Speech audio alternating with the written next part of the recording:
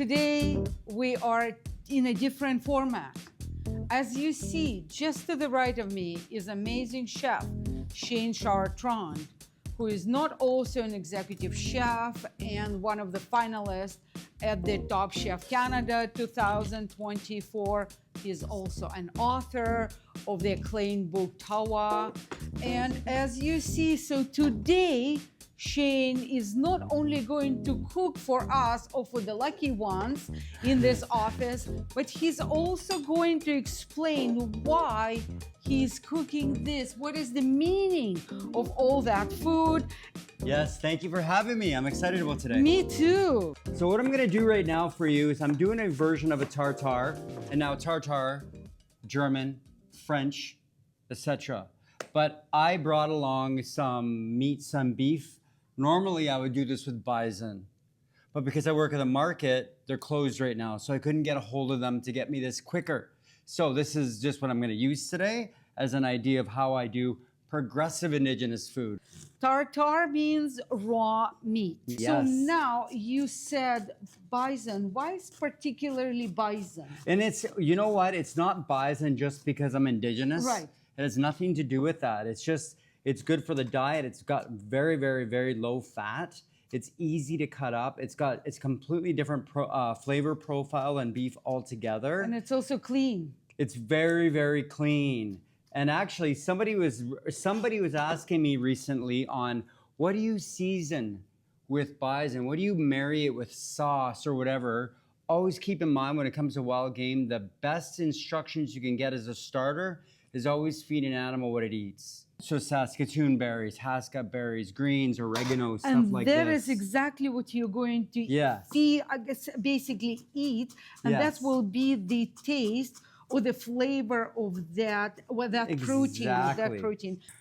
Well, okay, so I got us a little bit of meat prior chopped up just to make it a little quicker for us. But what I'm gonna be doing here, and you'll see the Indigenous aspect of this in 2 seconds, okay? So it's classic tartare. I got a little bit of shallots. I got a little bit of salt and pepper. I literally only season most of my food with clean kosher salt and freshly cracked black pepper. That's it. I don't add all these crazy other spices. So like classic tartare, a little bit of spice, a little bit of Tabasco. I'm gonna add a little bit of maple. This is actually like natural. There's different types of levels of maple. Let me ask you a question for some people. I know where maple comes from. What is maple? What is maple syrup? Where is it coming from? Well, it's getting tapped from trees, from maple trees. Same as birch syrup is the same thing, except birch syrup is harder to tap. One of the actually interesting, the somewhat coincidence or the commonalities, here in Canada, there is a maple syrup. I am from the former Soviet Union. Yes. And for us, it was a birch syrup. And I entirely agree that it's very laborious and very timely to collect birch tree sap and then process it into the birch tree syrup. But guys, it is delicious. We're gonna do a little bit of a fun presentation. I would love to. So what I'm gonna be doing is frying an egg. Oh, that's a thing, yeah. A little salt, a little pepper. Like I said, that's all I ever really use. And I'm going to be cracking an egg. You're gonna be cracking an egg with that. Fancy way. Yeah. So all you have to do, I'm not gonna do it for you, just put it on top. Yeah. And you lift this to the top and you drop it 3 times, but I'll let you do it. Okay, just tell me when. So you can do it anytime. It's so interesting. I'm playing a game, guys. That's kind of the idea. I actually saw it on a fancy, I watch fancy cooking shows. 1. Yeah. 2. 3. There we go. Now you can take it off, the whole tool. Grab the egg. There you go. Look at this. Now we just take it off and boom. So now we're gonna take that, just drop it. I don't discard this. And then I give this a wipe. Normally, we're not using this. I just wanted to bring it along as a tool. I'm gonna show you in a minute what we're gonna how you're going to utilize it exactly. Maybe you're going to basically present it in that eggshell. So here we go. This is what we're gonna do. So I got these natural mustard pickles that I picked up because you gotta realize I have the luxury of working with farmers. So my Indigenous culture mixed with cultivation mixed with growers, vendors, all that stuff. I get the luxury of getting to know them as human beings. The nutritional value of local, it's our 100 miles cuisine is much higher, and that is exactly what we are used to, what our bodies are used to. In a sense, in our climate, we're not exactly used to pineapples and coconuts because it's not part of our indigenous life. That's you know, right. now in our lifestyle, we are able to get coconuts and pineapples any time of the year. But for us now, he said mustard greens, because the mustard greens are now coming in season. Exactly. And then you got fiddleheads. Fiddleheads. Right now, right? So the funny thing about the Indigenous people and the culture about our medicines, we knew about that hundreds of years ago already. Like, it just becomes natural. That's why when you talk to some Indigenous people that really know food, they already knew that. But the thing is also, because of a lot of loss, which we don't need to get into about the Correct. history, we're going to keep this positive. Yeah. A lot of our elders and people have lost certain information that needs to be replaced and brought back. So that's why this particular dish, you could say that's not Indigenous, but it's not really about that. This is my version of progressive. Right. Progressive doesn't mean it's got to be super high end. Although this is gonna be a fun dish, I'm gonna get you to help me plate it. You got It's just having fun, being artistic, and however you want. But that's who you are. Yeah. Because you're incorporating your artistic skills and your cooking skills and your philosophy, and you love to what you're doing. So And now he's doing fancy stuff, plating. Plating is very important. Why? We eat with our eyes first. So appetizing, That's that right. image goes to my head. And from the head, there are signals to my GI system, accentuate the basically the digestion and the absorption. It's that circuit of positivity. I'm gonna do, this is not what I'm doing. I'm just showing you this little guy here is just a little fun idea of what you can do with a shell. You got it. Now, you wouldn't normally do this because the shell will break. You can put sauce in here though, or you can put the egg yolk in here. But the thing is, I don't add egg yolks to tartare. You don't, because some people do. It's part of another version of a tartare. You got it. It makes it rich. A lot of people like it because it becomes very nice and rich. It gives it that silky flavor. To me, this is a tartare. And you see, he added some shallots. I mean, some green onions, some spring onions. Yeah, that's right. And these again from the farmer's market. These are some pea shoots. Yeah, and then we had Lacombe Fresh, and then we had another couple different farmers give me some of these oregano leaves and some pea shoots, green onions. Everything comes from these farmers. So that is our tartare. Oh my God. This is terrific. But then, guys, so let me just intervene a little bit. Look how small, how tiny the pea shoot and tiny baby oregano is. What does that mean? Again, it's a microgreens. What does that mean? It means the nutritional value of those greens is tremendous. Look at the balanced meal. Yes. This is very balanced. You've got a beautiful pure protein. You've got an amazing fat from the egg. You've got a beautiful protein from the egg white. You've got great carbohydrates from the veg. Yeah, and the albumin. That's what I'm saying. The protein, Absolutely. you got it. Okay, should I put it right here? Absolutely. Yeah, you can set it right there. Actually, you know what we'll do? We'll put it over here. I'm going to start the second dish. Okay. But you know what I want you to do? Please tell me. I'm going to start searing this meat right here. What I'm going to do is I'm going to... So whenever you have a piece of meat like this, that's a heavy, big piece. I'm going to do a bit of a tataki. This again is... a beef. Just beef sirloin. It's from Lone Star Farm in the old Strathcona Market. Again, I get everything from there. Visit farmers. Visit different local farmers. We are... Well, that's how I met Shane at the Strathcona. I go to Strathcona Farmers Market for the last... at least 3 decades. Yeah, it's my place. That's it so gets awesome. into my DNA. Now, before you do that, tell them and show the people who are watching this. Yes. There's fat. There is fat, and that's is the part not I'm an going to enemy. sear. Fat is not an enemy. It's a very good beef. Yes. It's a very, those cows They are, I believe it's a pasture raised. That's So right. they're grazing. So the composition of that beef with that fat is awesome. But that Yes. fat, despite that it is saturated fat, it's in moderation. It's In a moderation. healthy fat, but fat is flavor, correct? Exactly. So don't be afraid of properly cooked, rendered, utilized fat. And then you see what he's doing. He's cooking under high temperature. So he's rendering or melting a right. lot of fat. So then I don't know how Shane is going to be utilizing the fat, because if he's not utilizing the fat, guys, we're not going to discard that fat. We are going to collect that fat, and then we're going to cook with this fat, because that fat is awesome for cooking, for proper frying, because it has a very high burning point, and it is called tallow. So this is your bison This is our bison tallow. right here. So that's what we're gonna add to this.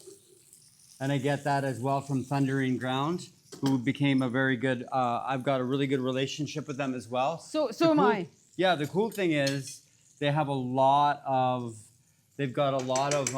facts about bison that I learned with them. It's not so much about the bison, it's about their bison. And guys, bison is actually a buffalo. Yes. Oh, look what he I'm does. just It gonna amazes cover me. that That's up. a proper chef. This is chefy skills. So talk to us about bison. So I'm gonna let this guy go for a little bit now. So bison, obviously there's a couple quick things I'll discuss, and we'll go through these tools that You I got brought it. along, these Yep. indigenous ancient tools. Some would say ancient, some say still being used. Obviously the big thing that people don't realize about bison is it was sustainable for tools, it's sustainable for food, it was sustainable for things such as like string and everything that we had. The horns were used. What else it was great for trading too. Trading is a big part of our world. Trading, yeah. And it's unfortunately with the improper type of trading, things kind of went haywire there. Of course, again, we won't get into. But on a positive side, trading what got us a lot of things that we wanted, and we learned back and forth. Teas were a big one. I've done a lot of research on what teas were like for us. Also, learning about, again, the story of the bison, how it runs towards storm naturally versus a cow who hides when a storm comes. So if you're looking at this as a fact, bison as a fact will run towards a natural storm. That's why we as Indigenous people believe that we have the bison spirit, because we're fearless. So if you're fearless in life, as a bison would be running towards a storm, because you don't realize bison will come on the other side, bruised, beat up, cut. They may not even make it out on the other side. But at the end of the day, they're strong enough and fearless enough to conquer it. So that's what we believe as awesome. Indigenous people, that we should walk our life. It is so important, the energy, the spirit. It is extremely important, not only to incorporate it into the cooking, but this is a part of our life, you know. Yes. So I'm going to add some oregano, added some onions in the oil. And this tallow's in there and now, what are we cooking nice. with this? What's yours? We're just gonna make a tataki, like so just what's a tataki? raw. So we have to use terms that are not our terms. Correct. It's kind so of then people Japanesey. understand. Yeah, like a tartare, we wouldn't call it. We would just call it chopped beef or whatever. Even in my book, I write things like that. I call drinks sips or tinctures. But I don't call. I try to avoid words that are not from our culture. But for the sake of talking about what this is just going to be really seared, sliced beef, which again, I would normally use bison. And then we're going to finish off a little bit of smoked salmon with a little bit of beautifully shaved vegetables and a little bit of maple syrup and oil. But that's what's going to be going on right now. So as that's cooking, I want to introduce you some of these Please things. do. Okay, so this one here was carved from a bison rib. And it's actually... So I don't know. I wouldn't say it's obviously not sharp. I could sharpen it, but it was made by the Stoney Nakoda, and that's a good example of how tools were. This is very hard to find. Yeah, I can imagine. Yes. So this was used as a knife. As a knife, yes. Yeah, Look and how then smooth the surface I know, is. and it takes a long time to get all the blood, the stains, and everything off it to make it look like this. And the Nice only handle. thing they did was make this, and then on the other side, this is all just natural. Yeah. Beautiful handle. Yeah. So there's one tool, and then the second one is a beaver knife, which Uh-huh. is what that is. And obviously, I've eaten a lot. I remember eating. I was walking down downtown Vancouver, and this Indigenous lady brought me a whole smoked beaver, put it in a bag. She said, here's some for you to snack on. Next, I was walking through downtown Vancouver, looking at all the sights. Next thing you know, I ate the whole damn thing. Next time It was so delicious. Next time you're going to Vancouver, I'm joining you. Yeah. So it's curved like that just to get. See, the sharp is right here. Exactly. So what do you do with this? Are you skinning the beaver? Exactly. Yeah. Okay. That's all you're doing. It's an odd, smaller animal. Yeah. So that's what that's used for. Now the most exciting That's what one is I'm the excited. ulu knife. That's what I'm excited. So I brought two. I've I'm gonna always undo wanted this. to see that. Yes. So I brought some meats for you to try. So this piece is searing away. It'll only take a few more minutes. We'll cut it up. I want you to try using yours. Yes. So all you have to do is literally to use an ulu. I don't want Yeah. you to cut yourself. It's That's just okay, don't worry. push straight down, and Yeah. you'd be surprised how easy it is to use and how much it cuts better than an actual knife. Because I'm watching again a whole bunch of documentary Yeah. shows. Like the seal Native meat. Native Alaskans, and they always use these tools. Yes. And how sharp they are, and they skin the animals, they butcher the animals, Yeah. they butcher the fish using this. That's right, yeah. Try this one too if you want a little higher handle. I brought both just to sort of you can see This a variation. is very fancy. Mine are too fancy. This is maple wood or something. Yes, normally they're not this fancy. It's just what I have as Oh gifts. my God. But you see, isn't it incredible? Oh my God. Yeah. This one is very, very sharp. Yeah, and then all you do is just go back and forth, back and forth. Exactly. That's what I was watching. That's what she's doing. Yeah, so that's what you cut seal up with. You cut whale. I've had both before, and they're both very, very delicious and nutritious. So yeah, that's how you use an ulu knife. My goodness. They're pretty impressive, yeah? So you're gonna need to get one for Christmas. Oh, I'm getting one. That's it. That's welcome to Amazon Prime. Yeah, oh yeah, that's true. So and then actually Alaskan Traders is a group of people that will trade you if you want one. You just look them up online and they'll actually give you one and trade You got it. Okay, I'm getting one. let's plate up this dish here quickly.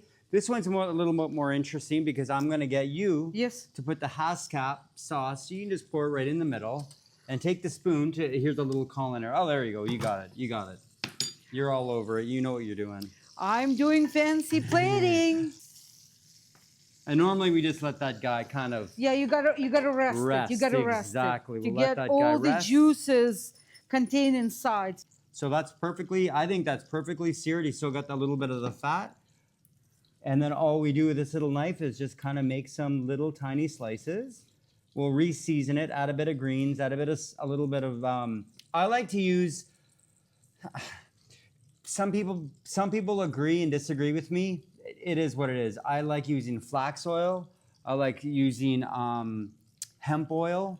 Okay, so it's interesting. He's talking about flaxseed oil. He's talking about hemp seed oil. Yeah. And the flaxseed oil and a hemp seed oil, I probably will elaborate on it in the next segment. These are the polyunsaturated fatty acids, our famous omega-3s and omega-6s. However, guys, do not cook neither with the flaxseed oil nor with the hemp seed oil because the heating point is extremely low and you're going to destroy them. So I only use it as a splash. Exactly. And I don't act. Basically, it's a condiment and there's a flavor point. You're adding a flavor. I actually normally only use cold pressed. But even still, a lot of oils I try to not use at all, to be completely honest with you. A little bit of seasoning, a little salt, a little bit of As you see, pepper. guys, so this is the essence of a true chef. Do you see what he did just now? Before he presents the plate, he checks the seasoning. He re-seasons everything, and that's the sign of a good chef or a good cook. Am I looking at chaga? You're looking at chaga. And what Okay, I'm gonna guys, do, again, maybe after, in the second segment, chaga is medicinal mushroom. And Shane can talk to us about indigenous properties of chaga. I can talk to you about medicinal properties of chaga as an immune system yes. a modulator, as an adaptogen. And Chaga is an amazing, I mean, it's a must deal, and chaga teas should be on your food armamentarium or in your food armamentarium. that's right. That's it. There's our How does that look? tataki. How does that look? Yeah. How does that look? All right. And now the last and easiest one, I'm going to actually just put on the side of this guy here because I actually don't have another plate, but that's okay. What I wanted to do was take this little mandolin because we're gonna wrap up right now. See these onions that I cooked? Yes. I'm gonna mandolin some cucumbers. Watch your fingers. So guys, he's a professional, so he can use mandolin like this with his bare fingers. There's a special tool that you use. You stick your veg yes. or your fruit on it and just shave on a mandolin. Mandolin is an amazing tool, amazing cooking tool. Look how thin it is, and it's beautiful. Yeah, exactly. A little bit of onion. Now, what I did was I kept that tallow in there. I kept the onions in there. I'm going to add a little bit of raw onions as well. I'm going to re-season this a little bit more pepper. The funny thing is people don't understand that when it comes to cucumbers, you can cook them. Yeah. In my cookbook, I've seared them in big coins. I put them with all kinds of different things. I have never cooked a cucumber. Yeah, a lot of people haven't. So there you go, a little bit of... Because sometimes your cucumber goes a little bit flat, a little bit wrinkly. So don't throw it away, cook it. That's right, yeah. So that's the last dish here. What did you add? I add a little bit of maple syrup for a little bit of sweetness. There you go. And then that's going to caramelize as the onions caramelize in the tallow. So for now, I'm just going to put it alongside there, even though it kind of messes up the presentation. That's okay. We're wrapping up anyway. But also, the last thing I brought, so I'll plate this quickly with some smoked salmon. Obviously, we're talking omega-3s. Obviously in this. Now here is the final. I brought this pre-cooked, okay, because I didn't want to have this oil in the air. I did bring some bannock. You had okay, to bring, I have this love and hate. You had to bring a bannock. Yeah. What is bannock? So bannock is an indigenous bread that was brought over by the Scots, brought over during trading. And a lot of negativity goes towards it. And I can understand because I used to not agree that bannock was at all our culture. We didn't create it. We didn't think it up. We traded it. And then we invented it in our own way. Right. Because on the other end, basically indigenous people in that day, they were nomads. Exactly. Hunters, gatherers, and stuff. So you don't have time to properly proof your bread and make, beautiful sourdough loaves or something like that.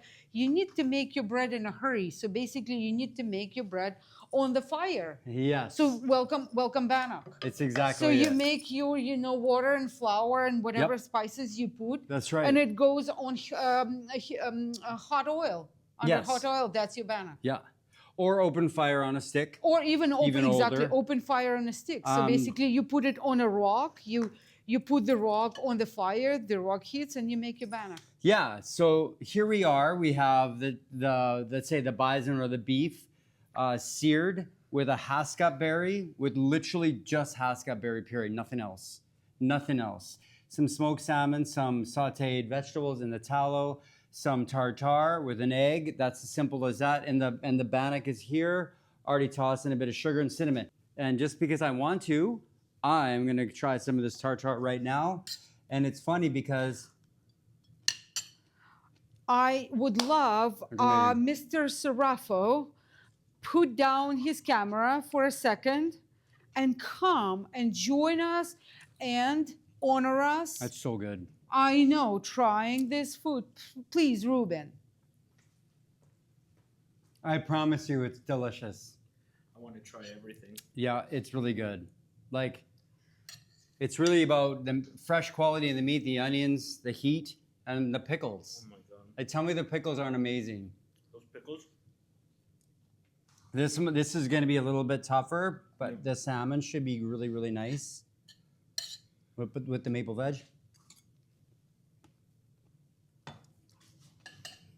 Salmon is also a big part of our culture, mostly on the West Coast. Not here so much because of trading and also And because the of obviously. quality and the medicinal and nutritional properties of that food. You go, please. Yeah, absolutely. I feel honored.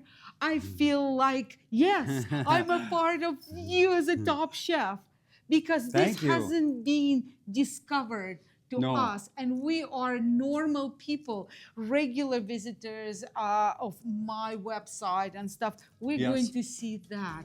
And then, guys, please come to the Strathcona Farmers Market. Yes. Visit his place. What's your place? Paper Birch by Chartrand. There you go. Please visit him, give him respect, tell him how awesome he and his food is. So we'll see you in the second episode, guys.